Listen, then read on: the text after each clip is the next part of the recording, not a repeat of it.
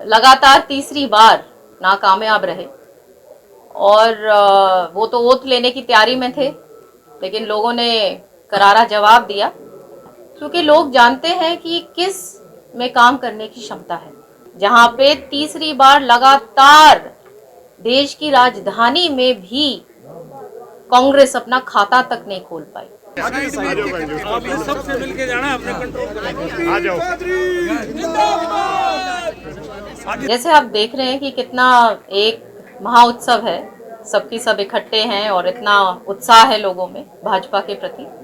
कल रात हम हिसार में थे, कल सुबह से लेकर रात तक पूरा प्रचार में, और इसी तरीके का माहौल था, एक तरफा था, सब लोग तैयार बैठे हैं, क्योंकि लोग जानते हैं कि यही एक पार्टी है जो एक मजबूत नेतृत्व जिसने दिया है, चाहे वो हमारे सेंट्रल लेवल हमारे माननीय प्रधानमंत्री जी के रूप में हो, जिन्होंने बहुत ऐतिहासिक फैसले हमारे देश के हित में लिए, और चाहे प्रदेश के लेवल की बात हो, चाहे माननीय मनोहर लाल जी की जब बात थी, और अब सैनी साहब उसी गंभीरता से और उसी रफ्तार से स्टेट की कमान उन्होंने संभाल रखी है, और हर एक वर्ग के लिए, हर एक क्षेत्र के लिए वो लगे हुए हैं।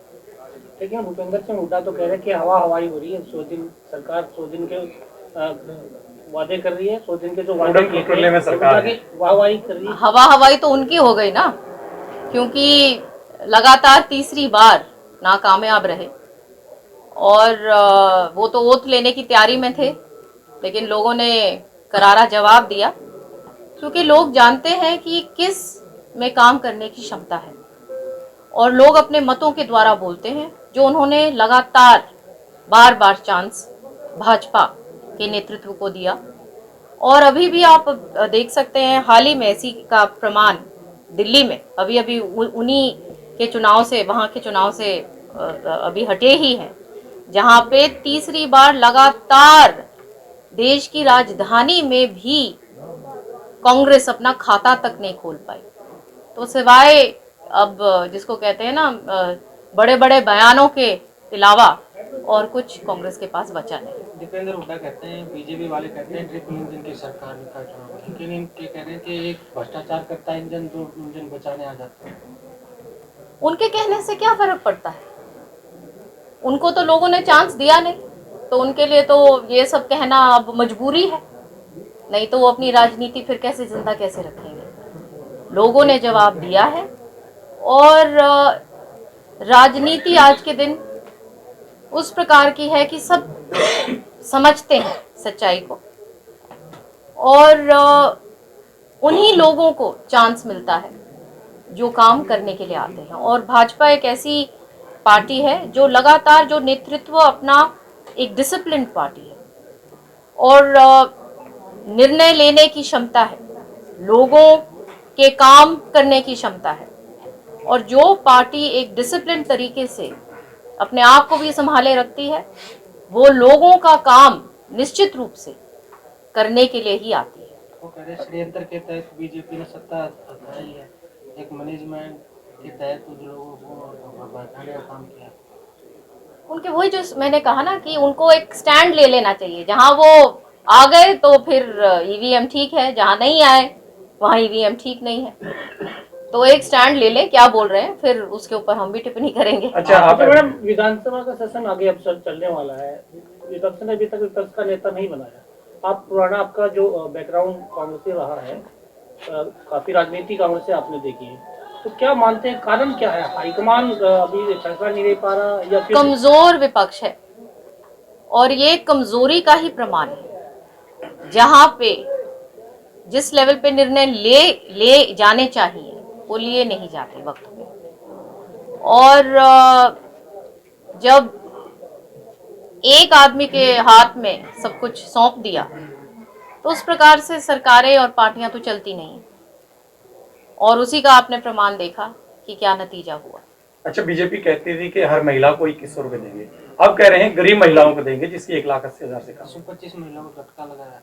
आप नहीं, देखिए, जैसे आपको मालूम है कि सरकार बिल्कुल प्रतिबद्ध है कि विमेन के प्रति, चाहे हमारी रिजर्वेशन की बात हो, चाहे गांव-गांव में जो स्कीम्स की बात हो, इसमें बहुत गंभीर है, और जो गरीब महिला है उसके लिए तो बहुत ज़्यादा काम करने की ज़रूरत है, क्योंकि वो हमारी रीढ़ की हड्डी है। और सामाजिक रूप से जो सपोर्ट जिसको चाहिए वहीं पे सपोर्ट दिया जाता है। 21 रुपए के लिए फॉर्म तो भर दिए थे महिलाओं ने, अब उनको तो झटका लगा इस तरह से। नहीं, कोई ऐसी 21 रुपए गरीबों को ही देंगे। वादा तो क्या था ना, वादा तो सब महिलाओं को किया था। महिलाओं को 2521 रुपए देगी बीजेपी छोटा, लेकिन अभी कह रहे हैं कि भाई जो 1,80,000 से रुपए कम ही देंगे। सरकार का जो डिसीजन है वो सबको समझ में आ रहा है कि ये जो ज़रूरतमंद लोग हैं ये स्कीम्स उन्हीं के लिए होती हैं। स्कूटी के लिए भी घोषणा की थी। युवा नेता तो वो सब होगा, वो सब आप देखेंगे कि बजट सेशन के अंदर वो सारा की सारा माननीय चीफ मिनिस्टर जो मोडालिटीज़ उसके लिए वर्कआउट कर रहे हैं और ये सारा प्रोसेस में है काम। आप युवा नेता हैं, कैबिनेट में मंत्री भी हैं, कांग्रेस का भविष्य क्या देख रहे हैं? कांग्रेस तो दिख ही नहीं रही, सब लोग ढूंढ रहे हैं कि कांग्रेस पार्टी गई कहाँ। भविष्य देखिए, ये भविष्य लोग तय करते हैं राजनीति में। आज चौधरी बंसीलाल चौधरी सुरेंद्र सिंह जी को लोग क्यों याद करते हैं? क्योंकि उन्होंने एक बहुत भारी छाप छोड़ी और जिस दौरान उनके पास कलम थी उन्होंने ऐसे काम करे, हर एक क्षेत्र के लिए काम करे, हर एक वर्ग के लिए काम करे। तो कांग्रेस अपना रास्ता बिल्कुल भूल गई है और सिर्फ सत्ता के पीछे भागना उनका एक लक्ष्य रह गया है और इसलिए कामयाब नहीं हो पाए। आपस के झगड़े में वो कौन सी कुर्सी पे बैठेगा वो चलता गया और आज उसका नतीजा आप ये भी देख रहे हैं कि आज भी वो नेता प्रतिपक्ष की कुर्सी पे कौन बैठेगा वो तक नहीं तय कर पा रहे। Thank you. साइड में हो जाओ भाई, आ जाओ भाई, सबसे मिलके जाना अपने कंट्रोल। आ जाओ, आगे से आगे से चौधरी लाइन में वहीं से रह लो, वहीं से इन्होंने स्वागत कर दिया। आ जाओ चलो रउरा ना जा तू लेना मत जाओ ना जा लाओ भाई, आ जाओ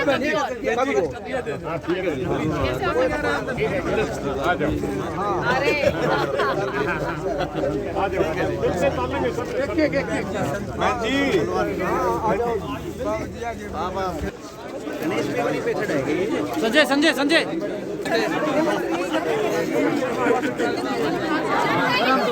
आ जाओ बाजी ने 2 मिनट लिया वो आके चलते साहब भाई। ये सारे फिजिकल एजुकेशन के सारे बच्चे, ये सारी लड़कियां मैडम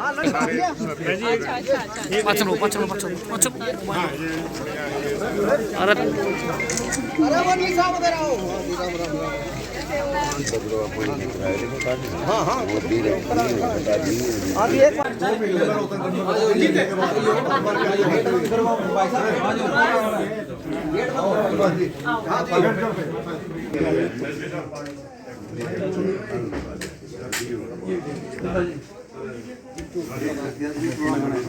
नहीं, इन्होंने तो कहा कि